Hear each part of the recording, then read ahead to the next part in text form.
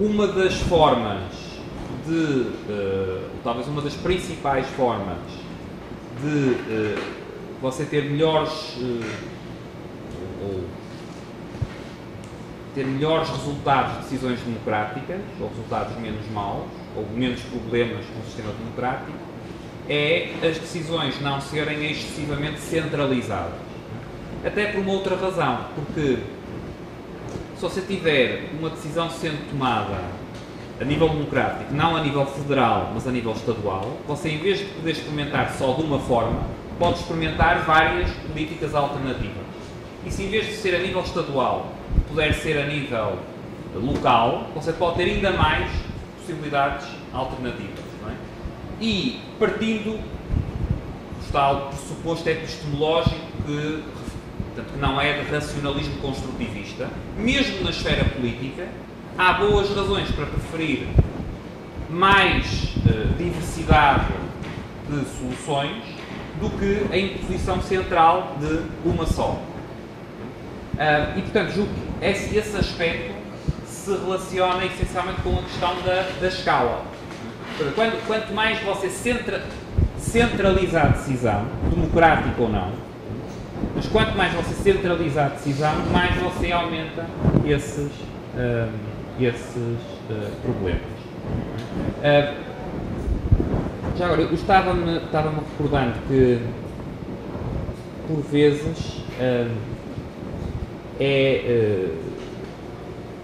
referido como modelo alternativo, sugerido como modelo alternativo a nível político, um modelo de governação, por exemplo, empresarial, com base em proporções de capital, ou modelo aqui sei que no Brasil tem uma palavra diferente, em Portugal se chama condomínios, portanto, o prédio tem vários apartamentos e depois tem uma administração que chama condomínio também aqui, pronto. Condomínio edilício, é mais correto. Condomínio Edilício. Ok, pronto. Não é diferente do condomínio onde duas pessoas são donas mesmo. Pronto, mas o que eu quero é que toda a gente esteja percebendo que eu estou falando da gestão das partes comuns do prédio que tem vários apartamentos, não é? Ou da gestão de uma empresa em termos de governação corporativa, governação empresarial. Ora, acho que mais uma vez é a tal questão da idealização, não é? Quer dizer, quem já tenha vivido num apartamento e tenha tido que lidar com a resolução de questões relativamente simples a nível de um condomínio, que não são questões de vida ou morte, não é? São questões da limpeza de espaços comuns, de autorizar uma obra ou não, etc, etc. Ou quem tenha alguma experiência em termos de governação também corporativa, em termos empresariais, vê que há problemas também específicos, alguns deles bastante graves, associados mesmo a tratar questões simples nesses contextos. Isto para dizer o quê? Para dizer que num contexto em que você tem decisões sendo realizadas na esfera coletiva, na esfera política, as decisões que são realizadas nessa esfera não têm uma forma ideal de as tomar. Quer dizer, a questão dos grupos de pressão. Em democracia você tem atuação de grupos de pressão, mas em que sistema político é que você não tem atuação de grupos de pressão?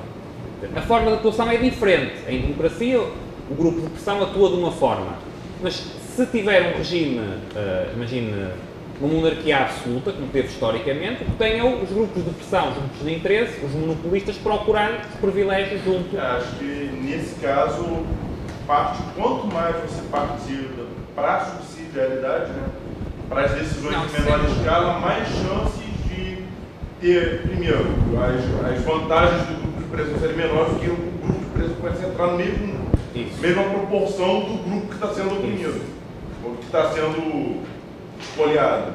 E você começa a ter mais chances de soluções de consenso, soluções voluntárias, quanto mais subsidiário for o processo decisório, então. Sim, isso é escolha pública pura, não é apoio.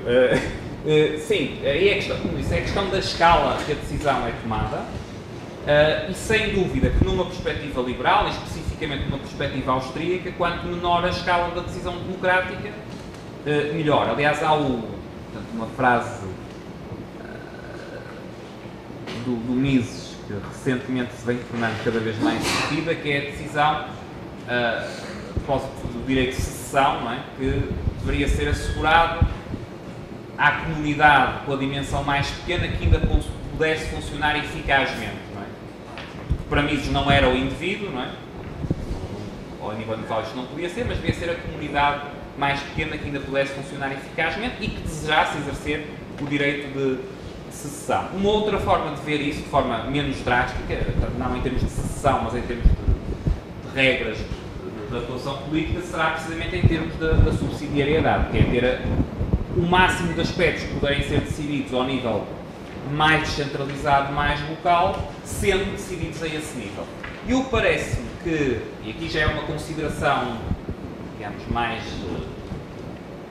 menos científica, mais tática, não é? Eu parece-me que essa via é uma via que tem um payoff em termos de efeitos práticos maior, ou seja, que é algo para que você consegue ter argumentos de várias origens, não é? Consegue ter argumentos de esquerda, consegue ter argumentos de direita, consegue ter argumentos liberais, consegue ter argumentos comunitaristas, consegue ter argumentos de várias origens, e que é algo que dá também para demonstrar mais facilmente sem entrar em alternativas muito idealizadas. Isto tem efeitos e impactos locais, deve ser decidido essencialmente ao nível mais local. Deixe só ver se tem mais alguma. Sim, a sua também já está. Ok, então, não havendo mais inscrições, vamos ter ali uma questão, outra questão e depois terceira questão e concluir. Essas regras que vão surgindo Um pouquinho mais alto. Essas regras que vão surgindo através da consolidação de certos costumes, isso é mais fácil de você enxergar se a gente pegar mais para trás. Mas hoje em dia, com essa velocidade que a gente tem das informações e tudo mais, e principalmente essa questão da democracia também, que a gente sempre se preocupa com a próxima eleição, então será que tem espaço, será que tem tempo para deixar certos costumes se consolidarem, se tornarem regras? Porque é uma forma de fugir dessa fúria normativa, assim. Quer dizer, a complexidade que você tem crescente pode ser uma fonte de tentação crescente para ter mais legislação, não é? Isso você assiste a isso em praticamente todos os países com atuais, não é? A situação contemporânea em todos os países.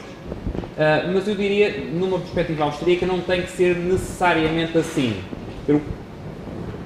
Você pode resolver os novos problemas que surgem tentando aplicar as regras que estão estabelecidas, não é? Portanto, quando surge, imagino, com a internet surge um conjunto de questões sobre direitos de propriedade. Sem entrar na discussão específica desses direitos, o que é que são duas vias o que é que são duas abordagens de resolver essas questões? Seguir a via da legislation, não é? É você começar emitindo legislação uma atrás da outra para cobrir os vários aspectos que vão surgindo. Uma abordagem em termos de law é você tentar resolver caso a caso, tentar ter os tribunais resolvendo caso a caso, e o que se deverá servir de guia para os tribunais são os tais princípios gerais em termos de direitos de propriedade. Ou seja, você não precisa estar... você não precisa e não deve ceder à tentação de estar multiplicando legislação. O que você deve fazer é dar orientações, é ter um sistema que dá orientações para o que é decidido ser decidido com base nas tais regras, nos tais princípios gerais aceitos, que vai ser depois um processo de adaptação, vai ser um processo de trial and error, vai ser um processo, vai ter umas decisões melhores que outras, vai ter umas decisões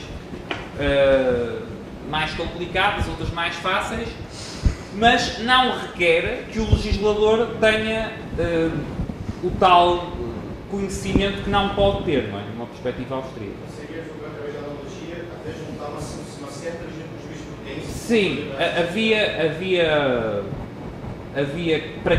para que esta abordagem remete é claramente uma via mais consuetudinária, mais de base.